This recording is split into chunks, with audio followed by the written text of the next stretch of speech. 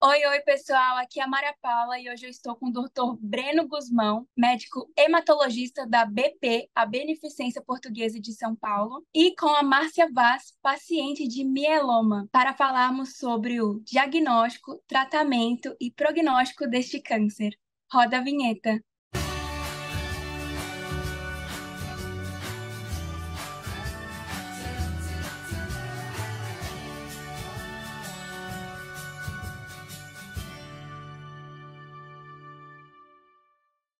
Doutor Breno e Márcia, muito obrigada pela participação de vocês aqui na TV Abrale. É um prazer para mim estar aqui com vocês. Prazer e obrigado aí pelo convite. Fiquei muito feliz. Para começar nossa conversa, doutor, o que é o mieloma múltiplo? Então, o mieloma múltiplo é um tipo de câncer do sangue que nasce na medula óssea. Então, a medula óssea, que é aquele tecido dentro dos ossos, o tutaninho do osso, e ali tem várias células, vários glóbulos vermelhos, glóbulos brancos, plaquetas, onde se fabrica tudo. E uma das células que fazem parte do glóbulos brancos, que são os plasmócitos, eles são responsáveis de produzir imunoglobulinas, de nos defender de infecções, etc. Então, eles estão sendo reproduzidos de forma anômala, dando uma célula que produz a imunoglobulina de uma forma anormal, aberrante, de forma que, além de não exercer sua função, produz danos no corpo. Dentro da própria medula, vai produzir danos como interferência na produção de outras células. Então, o paciente pode ter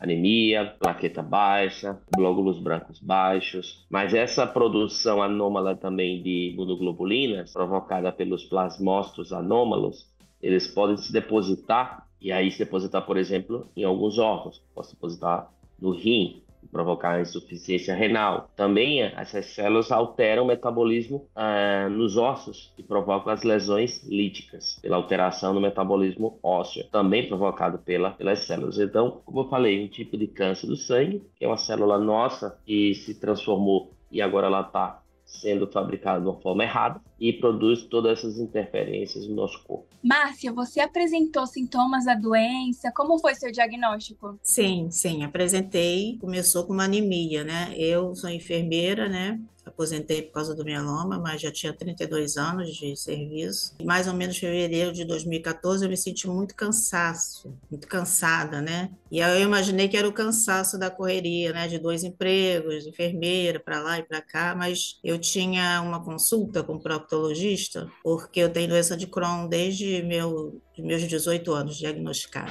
A gente usa imunossupressor, pode estar tendo anemia, alguma coisa. Aí eu fui na consulta com o prócto, levei os exames e estava com anemia muito intensa. E aí, o que ele fez? Ele suplementou, né, vitamina B12, ácido fólico, me pediu um exame oculto nas fezes para ver se estava tendo algum sangramento. Fui para casa fazer a suplementação e depois coletar novamente os exames e voltar nele. Quando eu voltei nele, estava tudo bem, vitamina B12, ácido fólico, mas a hemoglobina tinha baixado mais ainda, a anemia tinha piorado. Aí ele me falou: Márcia, tem alguma coisa errada na sua medula óssea, eu vou te encaminhar para um hematologista. E aí eu procurei a hematologista, né, e ela solicitou todos os exames, eletroforese de proteína, imunofixação, tudo que precisava fazer, e foi diagnosticado, então, o mieloma múltiplo. E sem lesões ósseas, né, não tenho lesões ósseas até hoje, mas eu tive comprometimento da função renal, né, eu sou doente renal crônica, não cheguei aí para hemodiálise, ficou no quase, né, faço tratamento conservador e essa é a história. Doutor Breno, quais são os exames para confirmação diagnóstica do mieloma? Então, para diagnosticar o mieloma, a gente começa com a suspeita clínica através de uma eletroforese de proteína no sangue. Aqui a gente faz exames de sangue completos, tá? Onde a gente avalia tanto o hemograma como a função renal, o cálcio, a dosagem das imunoglobulinas, a eletroforese de proteínas para ver o pico monoclonal e a fração da imunoglobulina que está livre no sangue também, que é o chamado cadeia leve livre no sangue. Vamos analisar a urina para saber se tem lesão renal e o paciente está perdendo proteínas na urina e de que forma. Fazemos exames de imagem para ver se há lesões líticas nos ossos, um rastreio completo dos ossos e principalmente que é o estudo medular, onde eu falei no início que começa a doença com a produção anômala de plasmócitos na medula óssea, então a gente tem que fazer o estudo medular através de mielograma e biópsia de medula óssea. A gente faz as duas técnicas, é recomendado fazer as duas técnicas, porque há discrepância, algumas vezes, de quantidade de células infiltrando a medula óssea, e a gente pega sempre a de maior resultado, por isso devemos fazer as duas técnicas, porque vê de forma diferente. E no mielograma, a gente consegue extrair amostra suficiente para fazer outras técnicas que vão ter impacto no prognóstico, que são, além do mielograma, a imunofenotipagem, que é por uma técnica chamada citometria de fluxo, tá? E testes genéticos, que são a citogenética convencional, fazer o cariótipo, e o FISH. Essas técnicas ajudam a determinar o prognóstico da doença. E quais são as opções de tratamento para esse câncer? Hoje em dia, contamos com um arsenal de tratamento muito bom, tá? Evoluímos muito. É uma pena que há uma diferença entre o tratamento dispensado no SUS com o privado, tá? Existe essa diferença, né, que a gente luta e tenta melhorar, mas existe sim uma grande diferença. Então, quando a gente fala de pacientes que estão sendo tratados no sistema privado, o leque de opções é muito grande. Começamos com combinações hoje de 3 ou 4 drogas, com protocolos com 3 ou 4 drogas, e a gente faz um critério de elegibilidade para saber se o paciente é candidato ou não a transplante. Se ele é candidato a transplante, a gente faz essa quimioterapia, faz o transplante de medula óssea, autólogo, e depois passa um tratamento de manutenção. Se o paciente não é candidato ao transplante de medula óssea por uma fragilidade que possam colocar em risco o paciente durante o transplante, então a gente vai escolher um tratamento que é mais específico para essa situação, onde não contempla o transplante e faz um tratamento contínuo. Está gostando desse vídeo? Se inscreva no canal da Abrale. Márcia, como foi o seu tratamento e quais linhas terapêuticas você fez? Eu fui elegível, né, para transplante de medula óssea. Então, eu fiz primeiro o tratamento de indução, que foi com VCD, Velcade, ciclofosfamida e dexametasona. Estava indo bem até o segundo ou terceiro ciclo. Depois, meio que começou a estabilizar o resultado, não estava baixando tanto quanto esperado, né? Até porque eu fui diagnosticada no estadiamento 1A, o ISS que era 3, porque a minha beta-globulina era muito grande, e a creatinina 1,4, né? Então eu fiz 6 ciclos, fiz 4 ciclos, fiz mais 2, e aí fui para a coleta das células, depois me internei para fazer o autotransplante de medula óssea. Tive uma redução das taxas, considerada uma remissão parcial, mais ou menos 50%. E aí, 100 dias depois, eu fiz a consolidação com VTD, Velcade, talidomida e dexametasona. E aí depois eu continuei mais um tempo com a talidomida, né? Teve um efeito até melhor do que a ciclofosfamida, mas a neuropatia periférica intensivou. Eu tolerei mais uns 3 ou 4 meses só de talidomida. Decidimos dar um tempo, um intervalo, estava estável, né?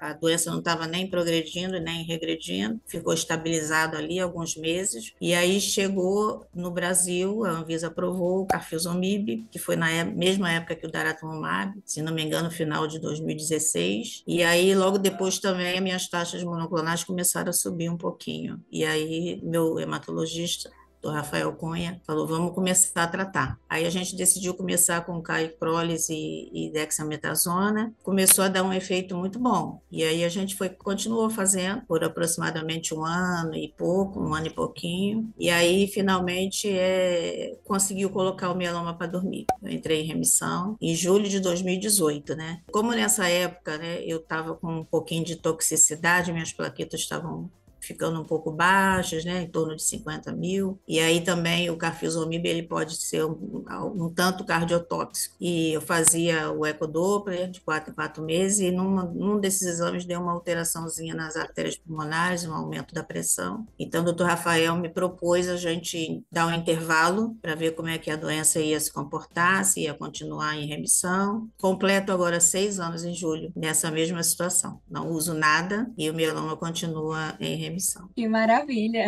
Doutor Breno, como é definido o prognóstico do paciente? O prognóstico do paciente com mieloma múltiplo, ele é definido por alguns exames que a gente faz ao diagnóstico, que faz pela beta-2, microglobulina no sangue, pelo DHL no sangue, pela albumina do paciente, e pelas alterações citogenéticas que a gente faz tanto pela cariótipo, tanto pelo FISH. E aí, existe uma calculadora, que é a nível internacional, que a gente vai colocando os resultados e estratifica o paciente em prognóstico, tá? Se ele é de baixo risco, intermediário ou alto risco. É super importante a gente ter essas ferramentas para tentar entender qual vai ser o comportamento do paciente e ter algumas condutas específicas para pacientes que tenham um risco mais elevado ao diagnóstico. Porém, se a gente tem acesso aos tratamentos atuais que temos autorizados, é importante porque a profundidade da resposta, quando a gente consegue tratar bem e adquirir uma resposta profunda, esses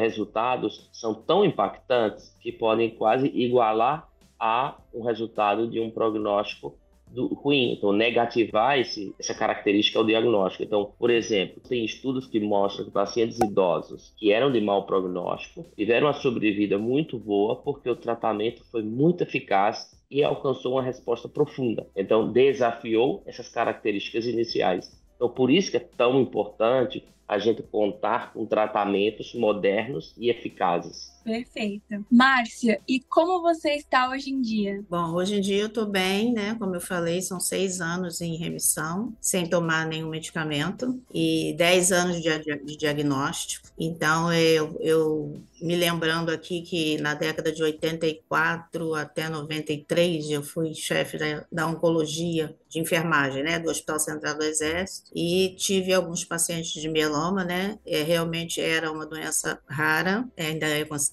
né? Eu lembro de 2 ou 3 pacientes e eles tiveram uma sobrevida muito curta. O tratamento na época era alqueran e prednisona. Transplante de medula óssea ainda não estava acontecendo. Parece que estava começando alguma coisa lá em Curitiba, por aí. E então eu posso dizer que realmente o tratamento do mieloma evoluiu muito nesses últimos anos, né? Sobrevida, enfim. Eu tenho uma qualidade de vida muito boa, né? Graças a Deus, porque não faço nem manutenção e estou bem, não tenho anemia, não tenho nada. E a doença de Crohn é que também estou tratando atualmente com um anticorpo monoclonal também, específico para a doença de Crohn, né? E estou muito bem. Faço meu pilates, minha dança, caminhada, faço o que eu posso fazer, viajar, tudo que eu gosto de fazer e que a gente tem que levar a vida, né? Existe vida além de tudo isso, né? E a gente tem que seguir, aproveitar. E a luta diária aí sobre ter um grupo de apoio e vários outros eu participo também, que é uma oportunidade de eu poder exercer de alguma forma a minha profissão e ao mesmo tempo acolher as pessoas e ajudar. Então isso é muito bom, tanto para as pessoas como para mim também, né? Que ocupa o meu tempo e a minha cabeça. E é sobre isso. E as lutas do ativismo, né? Para a gente estar correndo atrás da incorporação dos medicamentos, tanto na ANS como no SUS, e é mais ou menos assim, é o que eu costumo fazer e estou muito grata aí à oportunidade, né, de estar podendo estar fazendo isso, de estar bem, e é sobre isso. Que bom que você está bem. Doutor Breno e Márcia, muito obrigada pela participação de vocês. Muito obrigado a vocês, muito obrigado pelo convite, é um prazer sempre estar aqui. E qualquer dúvida, é só entrar em contato através do Comitê da Abrale, que estou sempre à disposição em ajudá-los. Queria agradecer também a Abrale pela oportunidade, pelo convite, por eu estar lá representando o mieloma múltiplo no Comitê de Pacientes da Abrale, que é um orgulho para mim, e Dr. Breno por tudo que ele entrega para a gente sempre, diariamente, né, disponibilizar o seu tempo para poder estar ajudando as pessoas e agradecer a Maria Paula pela participação também. Vamos em frente, fazendo o que a gente pode e ajudando as pessoas a principalmente conscientizar, né, sobre o mieloma múltiplo e as lutas que a gente precisa para poder suprir as nossas demandas. Muito obrigada. Eu que agradeço. Obrigada por ter assistido o vídeo até aqui. Se inscreva no canal da Abrale, curte, comenta, compartilha. E é isso. Um beijo!